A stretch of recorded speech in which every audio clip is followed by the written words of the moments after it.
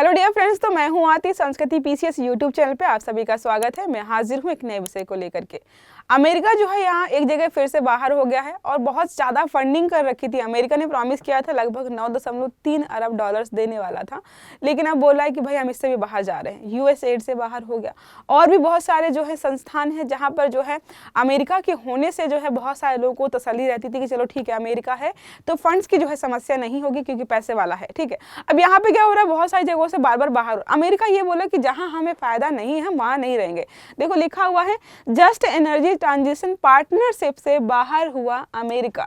अब इस पार्टनरशिप की वजह से बहुत सारी कंट्रीज ऐसी थी जिनको फंडिंग मिल रही थी, वहां पर जो है ग्रीन एनर्जी या अन्य प्रकार की एनर्जी से संबंधित चीजें जो है फल फूल रही थी बेचारी, और वो सब बंद हो जाएंगी। देखो लिखा है अमेरिका ने जस्ट एनर्जी ट्रांजिशन पार्टनरशिप से बाहर होने का निर्णय लिया है, जिससे विकासशील देशों के लिए जलवायु परिवर्तन से निपटने के प्रयासों को जो है बड़ा झटका लगा। देखो होता यह है कि जलवायु परिवर्तन से निपटने के लिए जितने भी हम प्रयास करते हैं सबके लिए पैसा चाहिए। अब कोई विकासशील देश है या अल्प विकसित देश है उनके पास तो पैसा नहीं होता है।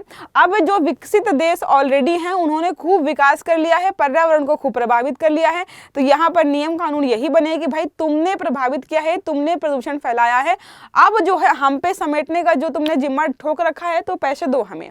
तो इसलिए जो है बहुत सारे डेवलप्ड कंट्रीज हैं जो कि लीस्ट डेवलपिंग या डेवलपिंग कंट्रीज को फंडिंग जो है देती हैं ताकि वो जो है चीजों को सही तरीके से ले जा पाए। ठीक है, अब यहाँ पे हो ये रहा है कि ये अमेरिका बाहर हो गया। देखो लिख रहा है साझेदारी जो थी 9.3 अरब डॉलर देने का वादा किया था अमेरिका ने, जिसका उद्देश्य था कि विकासशील देशों को जीवाश्म ईंधन से स्वच्छ ऊर्जा की ओर हम जो स्थानांतरित करेंगे। दक्षिण अफ्रीका 80% से ज्यादा अपने यहाँ पर जो है एनर्जी जो भी जनरेट कर रहा है वो कोयले का इस्तेमाल कर रहा है। अब कोयले का इस्तेमाल से समझ रहे हो कितना प्रदूषण फैला रहा है। अब जो है इस पैसे से जो है वो चाह रहा था कि चलो ठीक है स्वच्छ ऊर्जा की तरफ जो है हम माइग्रेट करेंगे। अब पैसे मिलना फिर से बंद हो जाएंगे, क्या होगा, समस्या हो जाएगी। जो लक्ष्य हमने रखा है वो हम नहीं पा पाएंगे।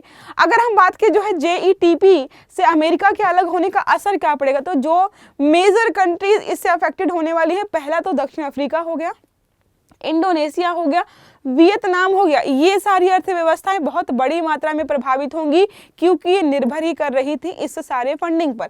इंडोनेशिया के JETP सचिवालय प्रमुख जो है पाल बटर बुटार ने यहाँ पर अमेरिका फैसले की पुष्टि करते हुए कहा है कि इसका इंडोनेशिया की फंडिंग पर गहरा असर पड़ेगा। अब जो है कोई स्कूल कॉलेज चल रहा हो उस पे जो है डोनेशन से चल रहा हो स्कूल, और जो मान लीजिए कि 1 लाख रुपए जो है पर मंथ आता है उसके हिसाब से स्कूल चल रहा है। एक व्यक्ति है जो कि वहां पर देता है 50,000 रुपए, बाकी जो है छोटे मोटे लोग जो है 10,000 5,000 ऐसे करके देते हैं। जो 50,000 रुपए देता है वो बोले कि अब हम नहीं देंगे पैसे। इसका मतलब है कि पूरे स्कूल का जो है कैरिकुलम बिगड़ जाएगा, चलना मुश्किल हो जाएगा क्योंकि फंडिंग जस्ट हाफ हो गई है। तो वैसा ही कुछ यहाँ पर भी हो रहा है। अब JETP का भविष्य की बात करें तो अमेरिका ने बहुत सारे संस्थानों का भविष्य ऑलरेडी खराब कर दिया है। अब देखो ये बचा था, इस पे भी आ गए हैं। तो फ्रांस, जर्मनी, यूरोपीय संघ, ब्रिटेन, नीदरलैंड, डेनमार्क, जितनी भी डेवलपिंग कंट्री है ना ये हैं साथ में अभी बोल रही हैं कि हम जो है प्रतिबद्धता हमने जो पहले व्यक्ति की थी कि हम इस संस्थान के साथ हैं, फंडिंग देंगे, हम करेंगे, अभी भी है यहाँ पर। लेकिन इसके अतिरिक्त निजी और सरकारी संस्थाओं से 21.6 अरब डॉलर की सहायता अब भी जो है जारी है। देखो अकेला अमेरिका 9.3 अरब डॉलर, अब इतनी ही सारी संस्थान मिलकर के 21.6 अरब डॉलर। तो आप फर्क समझ रहे हो ना, अमेरिका के होने से बहुत फर्क पड़ता है। जब भी मैंने आपको पढ़ाया तो हमेशा से बताया है कि अमेरिका क्या खाता है, क्या पीता है, क्या सोचता है, कब इवन मतलब वो खांसता है, छींकता है, तो भी पूरी दुनिया को फर्क पड़ता है क्योंकि वो हर तरीके से जो है पूरे विश्व को प्रभावित करता है। और ये बात जो है अमेरिका जानता है, इसीलिए जो है मुंह उठा के वो कुछ भी बोलते हैं, हम इससे बाहर जा रहे हैं, हम उससे बाहर चले आएंगे। जो संस्थान वाले व्यक्ति हैं उनके जो है रूह कांप जाती है कि भाई अब तो ये संस्थान डूबेगा। अब बात करें यहाँ पर जो है दक्षिण अफ्रीका की, देखो यहाँ पे है दक्षिण अफ्रीका अपनी 80% जो है बिजली कोयले से उत्पन्न कर रहा है। अब कोयले से उत्पन्न कर रहा है, हम जो है 21वीं सदी में पहुंच गए हैं जहां पर जो है हम अल्टरनेटिव सोर्सेज ढूंढ रहे हैं कि कैसे जो है स्वच्छ ऊर्जा की तरफ शिफ्ट करें। यहाँ पर अभी भी 80% इस्तेमाल किया जा रहा है कोयले का। तो कोयला आधारित बिजली संयंत्रों को बंद करने का जो है विरोध बढ़ा है।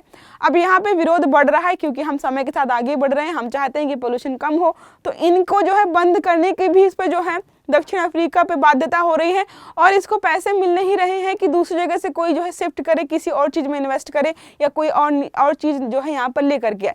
अब JETP को 2021 में जलवायु सहयोग की ऐतिहासिक सफलता के रूप में देखा गया था। जब 2021 में आया था लोगों को लगा कि क्या मस्त जो है मतलब बढ़िया जो है प्लान बनाया है, ऐतिहासिक सफलता है जलवायु से और हम जो है इस क्षेत्र में बढ़िया प्रयास कर रहे हैं। लेकिन वित्तीय बाधाओं, नेतृत्व में बदलाव के चलते इसे लागू करना चुनौतीपूर्ण साबित हो चुका है ऑलरेडी। अब बात करें जो है JETP के बारे में, एक अंतरराष्ट्रीय सहयोग संगठन है, ठीक है, जिसकी घोषणा 2021 में हुई थी। जो COP26 जो हमारा हुआ था वहां पर इसकी जो है घोषणा हुई थी।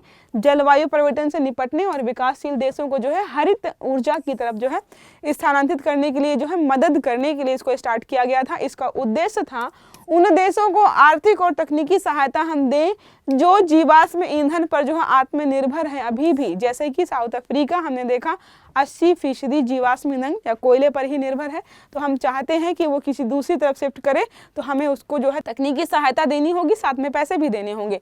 विकासशील देशों को कोयला आधारित ऊर्जा से हटाकर स्वच्छ नवीकरणीय ऊर्जा की तरफ ले जाना था।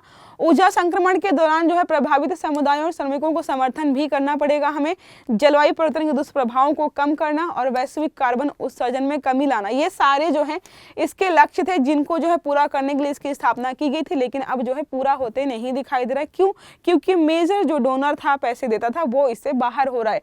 अब बात करें प्रमुख सदस्यों को, तो जो है जस्ट एनर्जी ट्रांजिशन पार्टनरशिप में जो है मुख्य रूप से G7 के साथ जो देश है, यहाँ पर G7 के देश सम्मिलित है। टोटल कनाडा भी है, डेनमार्क भी है, यूरोपियन संघ के सारे देश यहाँ पर हैं, France, Germany, Italy, Japan, Norway और जो है यूनाइटेड किंगडम भी इसमें शामिल है। अमेरिका भी शुरू में जो साझेदार था, अब तो हमें दिख रहा है कि वो हटने का निर्णय ले रहा है। अब प्रभावित देशों की बात करें तो हमने आपको ऑलरेडी बताया कौन कौन से, दक्षिण अफ्रीका, इंडोनेशिया, सेनेगल और वियतनाम जो है इस जो है प्रोग्राम से जो समर्थित योजनाएं चला रहे थे वो सारे जो है कल को प्रभावित होंगे और उनको बहुत सारी योजनाएं जो है बंद करनी पड़ेंगी। इसके पहले हमने बताया था कि US एड जो है अमेरिका ने बंद कर दिया। US एड क्या था? किसी सहायता था, वित्तीय सहायता जो है डेवलपिंग कंट्रीज को दी जा रही थी, महिलाओं के लिए, बच्चों के लिए, शिक्षा में, स्वास्थ्य में, बहुत सारी योजनाएं जो है पूरी दुनिया में अलग अलग देशों में चल रही थी। अब जो है US एड जो बंद हो गया उससे बहुत सारी योजनाएं जो है अलग अलग देशों में ठप हो गई। भारत भी इससे प्रभावित हुआ था। अब तो हमने देखा इन्होंने कुछ नया ही कारनामा कर दिया है जिसमें जो है इसको भी यहाँ पर छोड़ने का यहाँ पर ऐलान कर दिया गया। तो आई होप ये आर्टिकल आपके लिए हेल्पफुल रहा होगा। बहुत सारे फैक्ट्स है इसमें, हमने देखा कौन सी कंट्रीज शामिल है, कौन सी कंट्रीज प्रभावित होने वाली है, ये किस लिए बनाया गया था और जो है इससे क्या क्या होने वाला था और यहाँ पर अब क्या होगा या इन फ्यूचर जो है इसको इस संस्थान का क्या होने वाला है। तो आई होप ये समझ में आया होगा आपको अच्छे से। अगर क्लास अच्छी लगी है तो लाइक करिएगा, चैनल को सब्सक्राइब करना मत भूलिएगा, बेल आइकन दबाइए ताकि जितने भी हमारे आर्टिकल्स हैं वो सारे आपको समय पर मिलते रहें। अच्छे से पढ़िएगा। Have a good day. Thank you.